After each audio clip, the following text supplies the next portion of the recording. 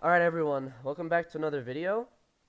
Today, I've got kind of a different category or something different that I'm going to do on the channel. And first of all, you probably are watching the title of this video to get information, right? Well, one thing I want to make it clear is that I don't want to talk bad about wargaming. I don't want to talk bad about any of the players, okay? I am simply giving you my honest opinion about the game and what it looks like as a whole and as a community. So World of Tanks, it's been around since like I think 2010 or something like that. I think is when beta came out, and it's been pretty popular because of the game style itself, and just what you can do with it and all the different options. You know, that's why we play it as the game in the first place, is to have fun and because of the different variety. So is World of Tanks still worth it?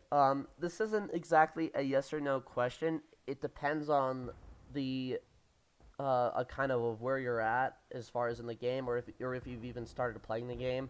So I'm gonna talk about all the different stuff for each, and why I think it is or is not worth coming back to, or why it's worth or why it isn't worth starting.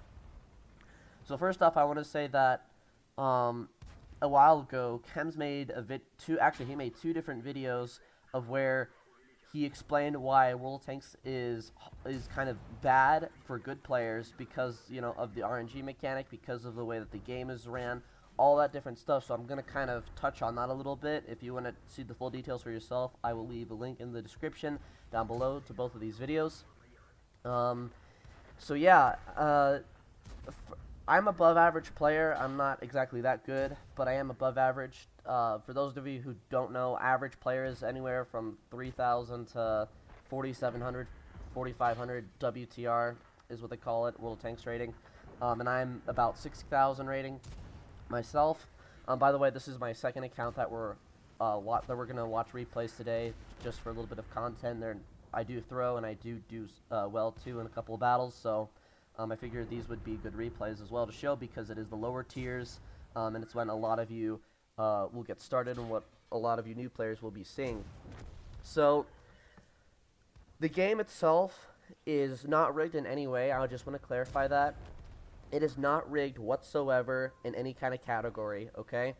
Um, However, that doesn't mean that it's necessarily fair for everybody, just because of the way that the game is. Now, let me touch more on that. So, a lot of you know that RNG exists in this game, which stands for random number generator, and that basically is a mechanic which allows you to roll between certain things. So, for example, if I have 750 alpha, all RNG is plus and minus 25%.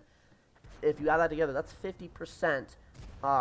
That's a 50%. The amount of difference is how I'm going to word it, that you can get when you roll. So, for example, if I have 750 alpha, then I can high roll, what is it, up like to 914 or something like that. If I add 25% to my basic alpha, that is crazy.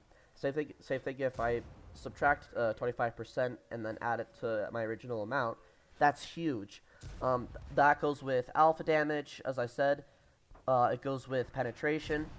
I believe it goes with aiming time and everything else. I'm not entirely sure. Don't quote me on that. Um, but however, that is probably one of the biggest annoyances of this game.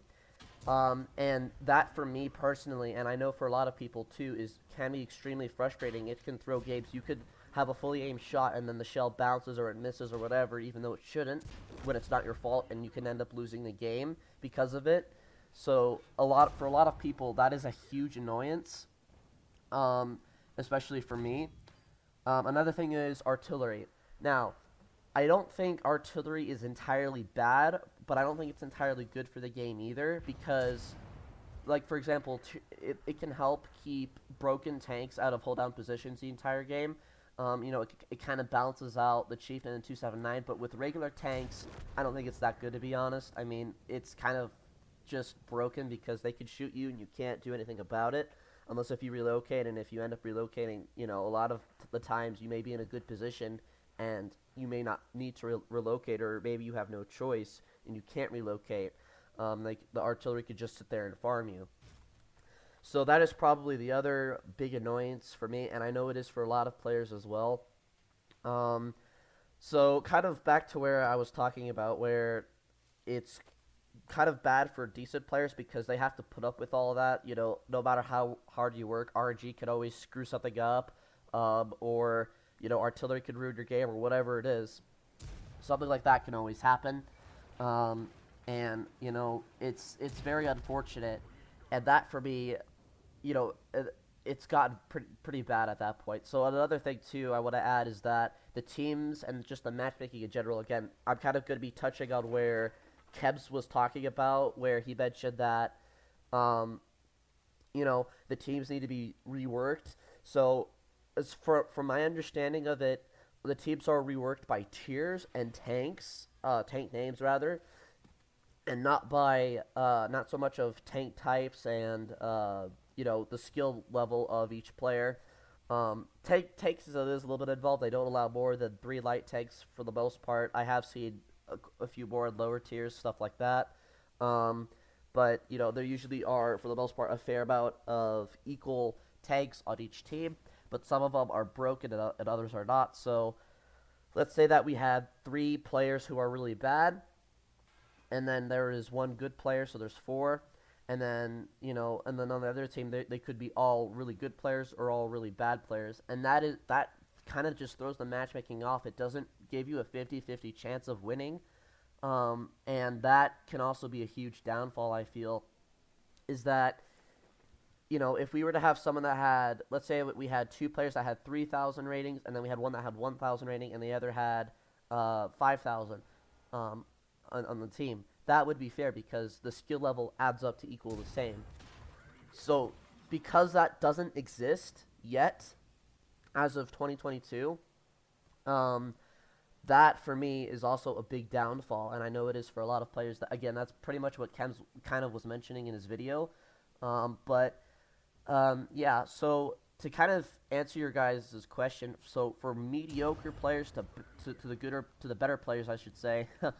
um, the game, if you're willing, this goes around with all as well. If you're willing to put up with, if you are willing to put up with RNG, if you're willing to put up with the garbage matchmaking, if you're willing to put up with overpowered tanks and artillery, then yes, yes, the game is worth playing. Um, but for those mediocre players and for those lower players, or lower skilled players, those who aren't as high. I'm sorry, I'm trying to say this the nice I can. It may be kind of worth it because um, you could just play artillery for fun. A lot of people just play the game for fun. They don't really play too much for competitive anymore, even though I kind of feel like that's why people play. If you see them being aggressive, then they're pretty much try-harding at that point. So they are playing to win and stuff. They do care about their stats or whatever. So if you do want to enjoy the game, I recommend that you don't care about your stats, that you just focus on having fun, and then you just move on to the next battle. If RNG screws you over or something like that. That's kind of my advice.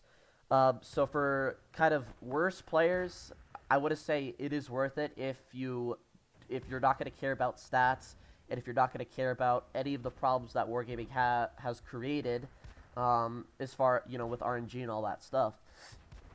However, I could also argue that if you want to become good at the game, like better than average, like I am, I'm not that good, but I am above average. Then I would say focus on tanks that are good. So grind tanks that are worth it. That you could use in clan wars and stuff like that. If you want to get into a good clan, I will admit, and other people will admit as well, it is hard to get at this game. It is hard to get good at this game. Because there is such a big gap between the average players and then the really good players. Like the best players of the game, as far as I'm aware of, have like 12,000 WTR rating, and I'm only at 6,000. So, there's quite a gap there. And the average, of course, I said earlier, is around 4,000-ish. So, you could have a lot more fun in this game if you chose to get good, because you're getting more damage and stuff. You're getting, your win rate up. You're getting your average damage up. So that is one thing that I could argue as well if you want. So if you do want to have, if you're a mediocre player and you want to have more fun because you're not getting satisfaction from playing artillery or from just playing mediocre, that if you're willing to suffer through RNG and you're willing to suffer through getting good, then yes, it will 100% be worth it, because the results at the end will be amazing. They are worth it. Not everybody may want to suffer through that, so if you're not willing to, own your mistakes, and if you're not willing to get good at the game and to listen to people who are better at the game, then you're not going to have an enjoyable time. And I would say it's at that point that it's not worth playing the game, even at all, unless, if, like I said, if you just want to play artillery, go for it. I can't stop you from doing that. And I feel that I know I'm kind of encouraging bad players to keep playing bad, but again, if that's what makes them enjoy the game, then so be it. As I said at the beginning of the video, we all play the game to have fun, right? That's the whole point of video games, is to have fun in somewhat of a competitive manner. So, like I said before, for mediocre players, if you're just going to keep playing the game like you are and you don't buy the RG, then keep playing. However, if you're someone who has played the game for a long time and you haven't, and you're just now coming back to it, then I would recommend that you look into the meta, that you look into getting better at the game. Otherwise, I don't think you're going to have as much fun as you want. But that's my opinion personally. You could have your own. That's totally fine. But like I said, a lot of the time that makes me upset is that just like I said, the matchmaking makes it kind of hard to play. The RNG can screw you over, and it can throw games, and you can be really disappointed at the end of the day. So those for me are just ruining the game, and that for me is what's making it not want me to play the game anymore, is because of this. Now, if Wargaming was to make RNG 10% rather than 25% for everything, that would be so much better. You would have a lot more control over what was happening. But I guess Wargaming decided, I like having more chances and stuff. I like having more opportunities for stuff. So that's why they have RNG to be 25% the way it is. I mean, I think that's why. Don't quote me on that. But from what I've seen, that's why they have it like that. And another example of that is they have so many different tanks, so many different varieties. They want it to be, they don't want it to be boring and simple. So I can understand, again, with the tech trees and stuff, they have the 705A, then they have the 277, then they have the Reino Tirante, for example, all those different tanks, for a variety. So I can understand why Wargaming has RNG 25% the way that it is, because, we all have fun, if we play something like, let's say, a 704 that has 750 alpha, we like to see those big high rolls at 900 often, and, just having that random chance can be fun, and it can make the game more interesting, but it makes it a lot more frustrating when it doesn't go your way, and that, for me, and like I said, for a lot of players, is what makes it really annoying, is because, let's say, someone has 700 health and you low roll for 600 something, then you basically just lost the game because of chance.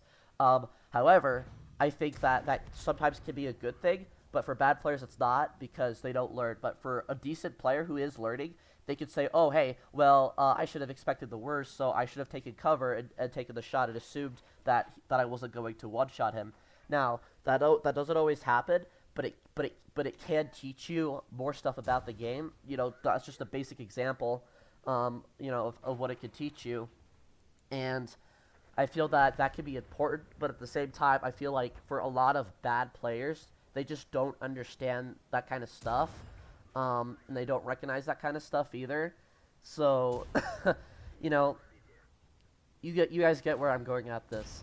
So, overall, if you're willing to put up with the game, this is for any player, if you're willing to put up with the game, and the way that it's ran, then yes, it is absolutely worth playing the game. If you want to have a little bit of fun, which you still can do, then play tanks that you enjoy. Play artillery for all I care. Play KV2, Seal Club in those tanks. Because again, like I said, The game is about having fun, and it's about doing what you love, which is playing tanks and shooting things. That's all what tanks are about.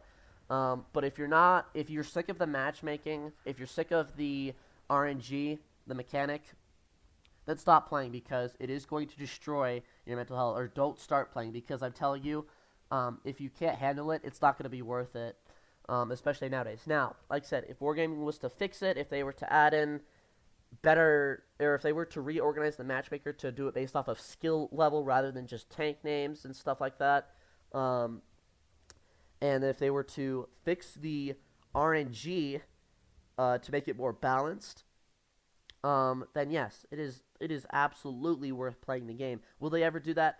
I don't know. But like I said, it all has to do with the variety that they have created inside the game. Excuse me. So that's kind of where I've touched bases with this. This is kind of everything that I wanted to explain. If I did forget something, let me know. But yeah, like I said, I think one thing I want to talk about too of why people stick around. You may notice that a lot of players still play. They've been playing for 8+ years. I myself have only been playing for almost 3. It'll be 3 years this August. And so, by the time that you've gotten to a certain point, once you've been playing the game for a year or so, you start looking at the meta, you start buying premium tanks, and you're like, oh, that's cool, I want to buy that, so you do.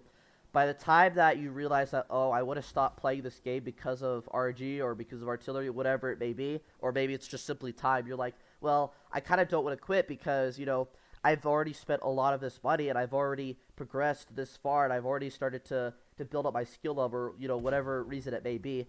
That's a big part of why, that's a big part of why people don't stop playing is because of the amount of money they spend. If I'm being completely honest, a lot of it has to do with money. They're like, well, I've already committed to this, so what's the point? What's the point stopping? And that's kind of where I'm at. I haven't spent that much money compared to some people, at least that I've known. So for me, I could quit if I want, but just because, for me personally, I don't want to because I love the game and I do still see potential in the game. I also see, the game becoming better over time. At least I hope. And I also still enjoy it. Like I enjoy playing the KV2. For those of you who don't know, the KV2 is my most played tank. You could freaking call me a seal clubber. I don't really care. But that's for me is what I enjoy. The KV2, the double-barreled tanks are probably some of my favorite tanks to play. The T95, for example. And you can't seal club in those tanks, but like I said, I play them because I enjoy them. Now, the good tanks that I do and play enjoying would be tanks like the T110E5, the EBR, because those require skill, and it's something I'm interested in learning. I'm still trying to get good at the EBR. I've been trying to 2-mark it for the last 2 weeks, but I'm struggling a lot to do it. I'm stuck at 75%. So, yeah, like I said, it can be frustrating to get good, and it can be frustrating just to play the game in general because of all these things. But like I said, a lot of people are willing to put up with it still because they just don't care or because they've already spent a ton of money on the game, and it's like, well, I can't, it's basically like, well, I just threw away all this money if I quit the game, that kind of stuff. So I don't know if there's any other reasons for either side or for why people stay in the game, but if you're coming back or if you want to start playing the game, know what you're getting back into and know what you're going to have to deal with, okay? That is my advice to you, is know what you're getting into, because this game can be very raging. Like you can rage a lot from this game. I do personally. A lot of watch streamers do. Like Yuxin does. What's his name? Uncle Daki, he does. Quickie Baby, he does. By the way, I don't recommend watching Quickie Baby. And I can touch on that topic later. But watch chems, for example, if you want to start getting good. If you're sick of playing the way that you are, then watch your replays, learn from your mistakes, admit that you make mistakes, and just look at the minimap. Just even learn just basic stuff about the game. Learn how to read the minimap. learn positions, learn the tanks, learn the average penetration for that tier, learn the armor, the weak points of certain tanks that you don't know. Study all of that stuff, and you'll be basically, yeah, I am kind of asking you to become a nerd a little bit. You know, that's what good players are at the game. They're basically just nerds, if I'm being completely honest with you. Um, and you know that's just the way I view them because of their knowledge. You know, you have to have a lot of knowledge in this game to do well in it, and you have to know what you're doing to do well in it. Um, so yeah, if you wanna, if you're a mediocre player, if you're a semi decent player like I am, I'd recommend don't give up. I'm not gonna give up, guys, unless if something really happens. If I've just had enough, then go ahead, feel free to quit. Don't hesitate because it is not worth destroying your mental health.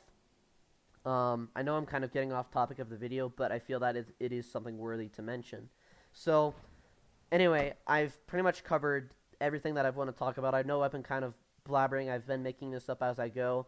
Um, but as of 2022, the meta is always changing. They're always adding more broken tanks. You know, recently this week they just added that really broken tank where you have what is it, like it has basically a grill 15 gun at tier 8. And it has the, yeah, accuracy and everything like that. Um, and its DPM is insane. Its penetration is insane. Its alpha's low, obviously, because of the DPM, but it's not that big of a deal. You know, the meta is always changing. As of currently, the meta is hold down slash tanks that, are really fast tanks that can go hold down, stuff like that, or tanks that have gun depression with turret armor. Pretty much, just the basic hold down meta. So that can be annoying for people as well, like Kranvagens, Chieftains, 279s, 260s, 277s, IS7s, BZ55, all those tanks, So the meta is kind of boring. So if you want to have more fun, then don't buy broken tanks. Like, don't buy the Kranvagen, don't grind for it. Instead, go for harder tanks to play, such as the 277, or an EBR, or a 140 or something like that. Well, maybe not the 140, but tanks that are harder to play that are good, because if you will have a lot more fun grinding for those tanks. So don't buy tanks that have armor. Buy an autoloader, for example. Buy a 50B. That tank, the 50B, amazing tank. Good mobility everywhere. Good, decent gun handling. The magazine's insane. But it has no armor and it's very weak. So learn tanks like that. It is harder, but you will find more enjoyment, because the second that you get good at those tanks, the moment you start to learn them, you will enjoy it a lot more. You may struggle through it for a bit, for quite some time. It may take you 1,000 games to learn the tank. It may take you 500, whatever. But if you work hard towards it and you do good at it, then like I said, you can have a lot of fun in it. And I know I have. I've started to become a little bit better at the EBR, and the 27. Well, not so much the 277, but the E5 as well. I love those tanks. Excellent tanks. But yeah, like I said, you can have a lot of fun by becoming better at the game. But again, that's up to you whether or not if you're willing to suffer through that and deal with the RNG. Like you've seen through these last few replays of how much RNG I've had to deal with. Anyway, I'm done talking now about it. Let me know what you guys think. If there's anything I missed, please let me know. If there's anything that I can think of that I did miss, I will leave it in the description. Like I said, if you want to watch those 2 videos from Chems, you can just go to his YouTube channel, or you can just go to the link, and I will in the description, and I'll leave that down below, so you can watch that if you want. Also, I do have a Discord server for my subscribers, so if you want to join, it's always in the description as always. And yeah, guys, that's pretty much all I've got. If you enjoyed this video, and if this was helpful for you, please feel free to give this video a thumbs up. And if you want to see more content and WOT content as well, then please hit that subscribe button. It helps me out a lot. Anyway, I hope you guys enjoyed watching. I hope this helps you guys kind of get a mindset of where you want to go, and helps you make a decision to see if you want to start playing, or if you don't want to start playing the game and stuff like that. By the way, quick thing, War Thunder, from what I've been told by other players, War Thunder has 5 times the harder grind than what PC does. So if you play War Thunder or if you play WoD and you're looking to either game, just keep that in mind. So yeah, and this game can be very much pay to win as well. So free-to-play players, you are going to struggle for either game as well, especially for World of Tanks. You may struggle as a free-to-play player. So if you want to have good tanks, then be prepared to spend a little bit of money. That's just my final piece of advice to you all. Anyway, I hope you guys enjoyed watching.